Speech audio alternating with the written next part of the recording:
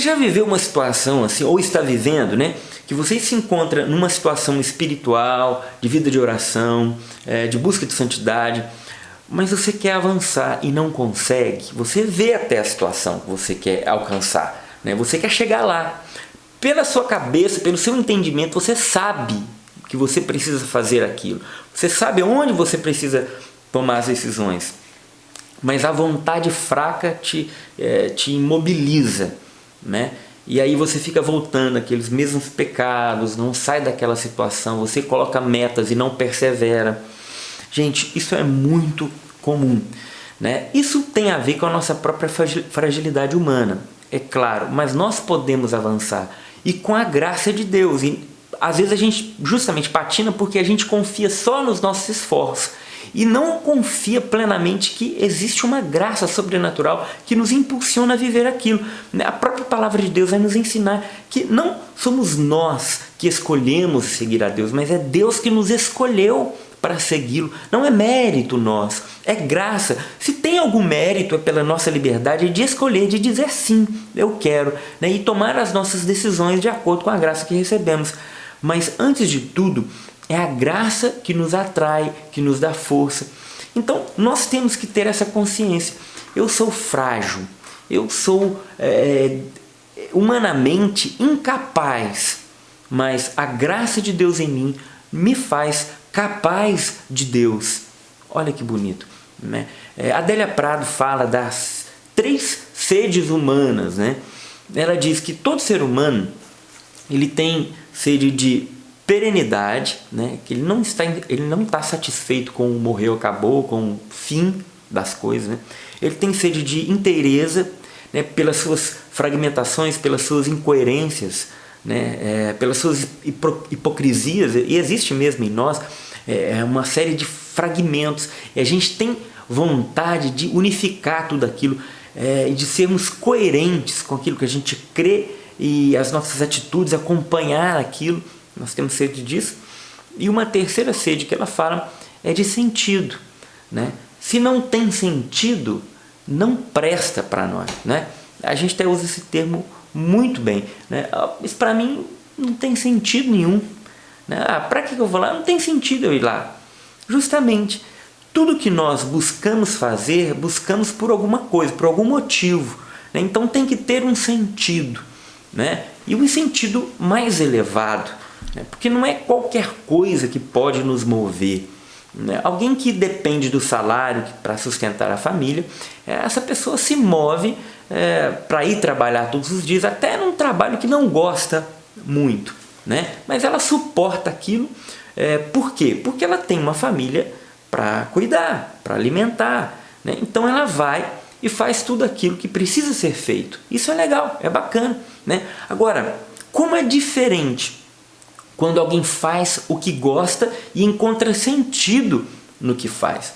É diferente, gente. Alguém que gosta do que faz, né? Que, por exemplo, trabalha de evangelizar. Isso é maravilhoso, porque está na alma da pessoa aquilo que ela ama. Ela faz aquilo que ela gosta de fazer por algum motivo. Uma causa nobre e elevada, que é levar Cristo e a salvação para as pessoas. Isso é uma grande motivação, né? A questão da infinitude, né, humana. Nós somos limitados, nós acabamos, mas isso não nos realiza, isso não responde às questões mais profundas do nosso coração. Por isso que nós nos encontramos muito bem diante dessa proposta de Jesus Cristo que nos diz, crê em mim, né, você terá a vida eterna, né? Então Deus nos promete a eternidade porque Ele sabe também que a nossa alma tem sede de eternidade, porque quando Deus nos cria, Ele nos cria para Ele, né? E Ele coloca um vazio no nosso coração do tamanho do formato dele. Então a nossa alma, ela anseia por infinito, porque Deus nos criou para a eternidade.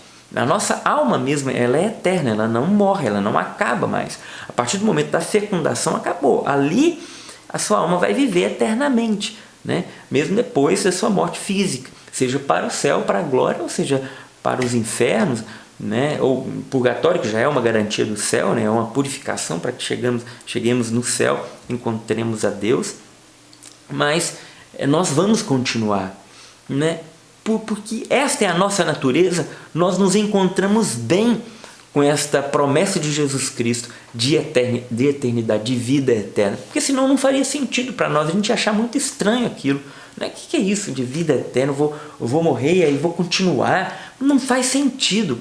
Mas interessante, faz sentido, de alguma forma faz sentido para nós e para a humanidade. Ah, Tiba, mas isso é uma questão cultural. Não é uma questão cultural. Todos os povos de todos os tempos acreditavam e acreditam nesta vida eterna. Ah, mas nem todo mundo acredita na vida eterna. Tá, mas a humanidade acredita, o ser humano em si acredita. É como, por exemplo, todo o ser humano é um ser trabalhador. Por definição, o ser humano é um ser trabalhador. Agora, todos trabalham?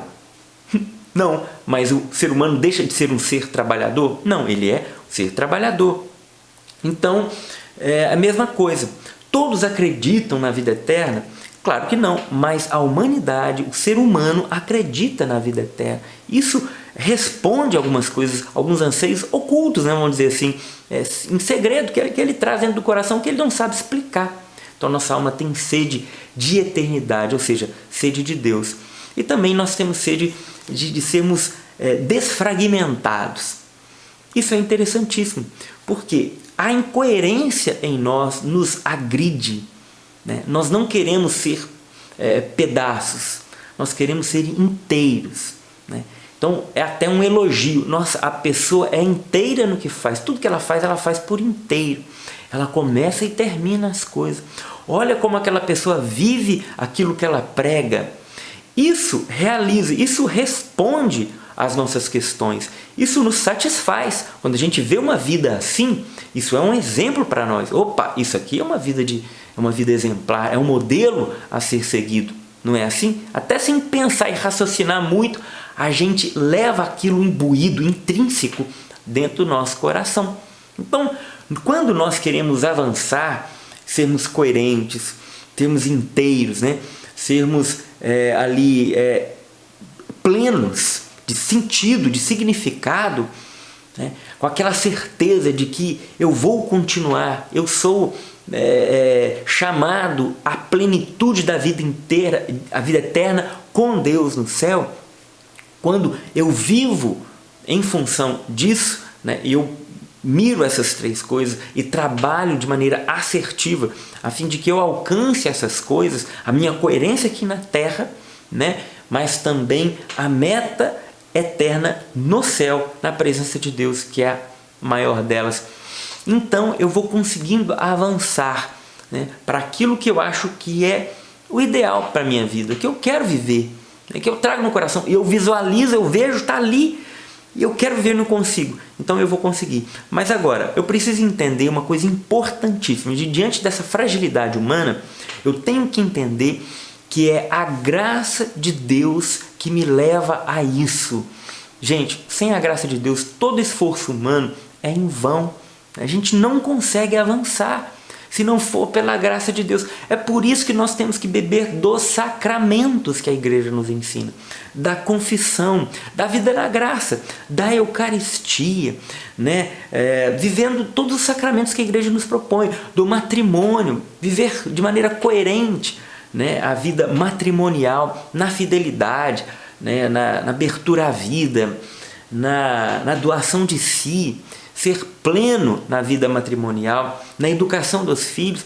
Tudo isso que a igreja disponibiliza para nós, o sacramento da unção dos enfermos, que nos fortalece fisicamente e espiritualmente, né, invocando sobre nós a cura da alma e a cura física, né. A igreja oferece para nós uma série de graças, que são sacramentos, para que Deus nos dê forças para alcançar aquilo que a gente vê, que a gente quer, mas que a nossa vontade, meramente humana, o nosso esforço, é incapaz de conseguir.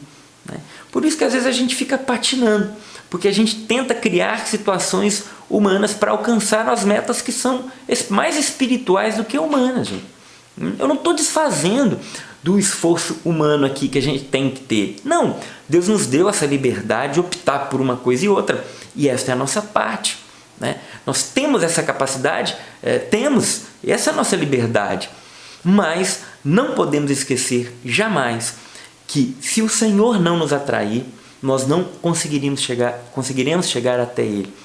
Não é meu esforço que me leva a Deus, é Deus que me dá a graça de ser atraído por Ele. E aí então eu vou responder a esse chamado, essa evidência, essa experiência que eu fiz com Deus. Não é só esforço humano. Enfim, como a gente consegue isso? Primeiro, vida de sacramentos na igreja, né?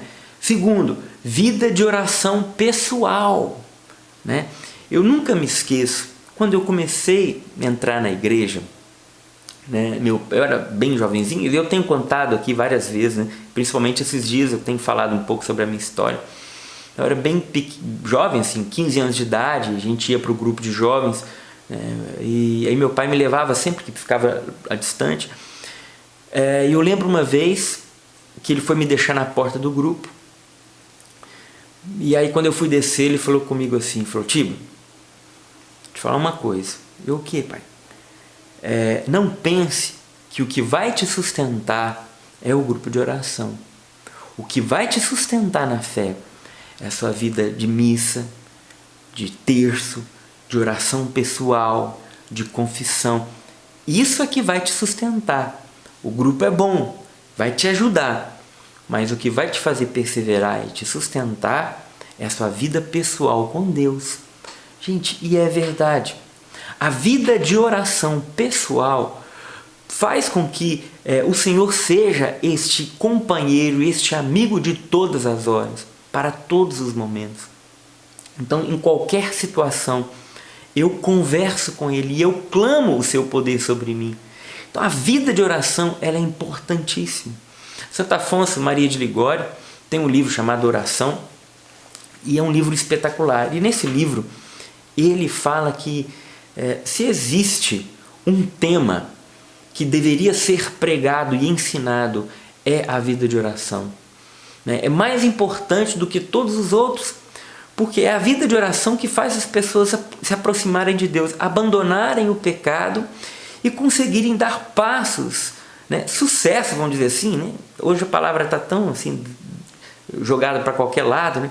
Mas sucesso nesse sentido bom, de conseguir alcançar aquilo que é tão desejado, né? E no caso, para o cristão católico, a própria santidade. Então, é esta vida em Deus, né? Na intimidade com Ele, que eu vou conseguir avançar e sair dessa lama, onde eu só patino e vou me frustrando. Chega uma hora que às vezes a gente cansa de lutar, porque a gente lutou da nossa forma, né? Do nosso jeito. E às vezes a gente precisa lutar com as armas de Deus. Eu nunca me esqueço, eu sempre conto de um sacerdote americano, tem vídeos dele aí, até na internet. Ele conta que ele fazia um trabalho pró-vida nos Estados Unidos, muito bonito. Mas antes ele fazia o trabalho de porta de clínica de aborto. O que ele fazia? Ele ficava lá com os cartazes de crianças despedaçadas, tentando persuadir aquelas mulheres que entravam na clínica para abortar os filhos. Ele fazia barulho, levava carro de som, aquela coisa toda. Chegou um determinado momento que ele cansou. Ele foi para frente de Jesus e falou: Senhor, eu estou cansado porque eu não vejo frutos, eu não vejo resultado. Eu faço trabalho, mas nada acontece, parece que eu estou fazendo um trabalho à toa. E ele sentiu Deus do sacrário falar com ele: então pare de fazer do seu jeito e comece a fazer do meu. Ele disse que não entendeu na hora ali. Qual seria o seu jeito, Senhor? E aí Deus mostrou para ele: é pela oração. Então o que ele fez? Ele alugou uma salinha do lado da clínica de aborto, colocou uma capela com Jesus sacramentado, pegou seus paroquianos e fez vigília 24 horas de oração ali do lado daquela clínica. 2 membros da equipe iam para frente da clínica rezar o terço e os outros 2 ficavam na frente de Jesus sacramentado na salinha intercedendo pela graça sobrenatural de Deus ali naquele momento. E aí ele diz que ele nunca viu tantos frutos. Em um ano de trabalho, ele colheu mais vidas salvas do que nos 10 anos de militância que ele fez pró-vida. E aí ele fechou aquela clínica de aborto por causa dessa salinha de intercessão. E aí ele foi alugando salas ao lado de clínicas de aborto. E nesse processo ele fechou diversas clínicas de aborto e contava esse testemunho em vídeo, glorificando a Deus por essa grande ferramenta que é a vida de oração. A oração tem um poder gigante. Não vamos subestimar o poder da oração não, gente. Assim como Santo Afonso de Ligório falava, se fosse para escolher uma pregação, falava sobre oração. Nós precisamos pregar mais, falar sobre a vida de oração, que é a arma que Deus escolheu para colocar nas nossas mãos. Lute com essas armas. Às vezes você está rezando pela conversão do seu marido, que há muito tempo aí você tenta convencer e não consegue, pela conversão da sua esposa, da sua família, seus filhos, não sei, né? Às vezes você tentou por palavras, ou então a sua oração foi fraca, né? Eu rezo um pouco, paro, aí eu até peço e desanimo, eu não vejo resultado. Trave uma guerra de oração, né? Assim como a palavra nos diz que a oração do humilde, ela é muito agradável a Deus, porque o humilde não para de pedir enquanto não é atendido. Olha que interessante. E a passagem daquela viúva que bate na porta do juiz iníquo, e o juiz não quer atender ela, e ela bate, faça-me justiça contra o meu inimigo. E o juiz pensa, né, meu Deus, eu não temo a Deus e ninguém, mas por causa dessa mulher me perturbando, eu vou ter que atender ela, porque vai chegar uma hora que ela vai me agredir.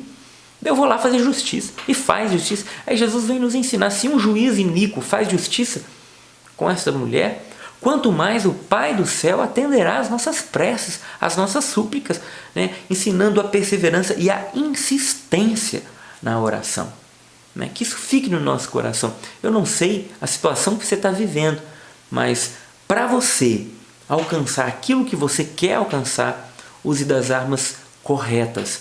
Você está vendo ali a vida de santidade, está vendo a constância, tantas coisas e virtudes que você quer alcançar e não consegue. A vida de castidade, por exemplo. Você está visualizando, você sabe o que você precisa fazer, mas não tem força. Não é assim? Você sabe o que você precisa fazer, mas você vai contar agora com uma força que não é sua. Busque a confissão de maneira regular, se possível com o mesmo sacerdote. Escuta o que eu estou falando. Tá? O mesmo sacerdote, e ele vai, um bom sacerdote, tá? Que preza pela moral sexual católica, pela vida de santidade, pela doutrina, a verdadeira doutrina da igreja. Vá com ele, né? Não se canse disso e não se canse de rezar, né? Pela via da oração você pode conseguir aquilo que pelo seu esforço até hoje você tem tentado e não tem conseguido. Que Nossa Senhora interceda por nós hoje e que essas palavras toquem no teu coração e te desperte, que tire as vendas dos teus olhos e tire os tampões dos seus ouvidos, para que você entenda que a guerra que nós travamos é mais espiritual do que humana. Então, use as armas certas. Deus abençoe, até o próximo vídeo. Tchau, tchau.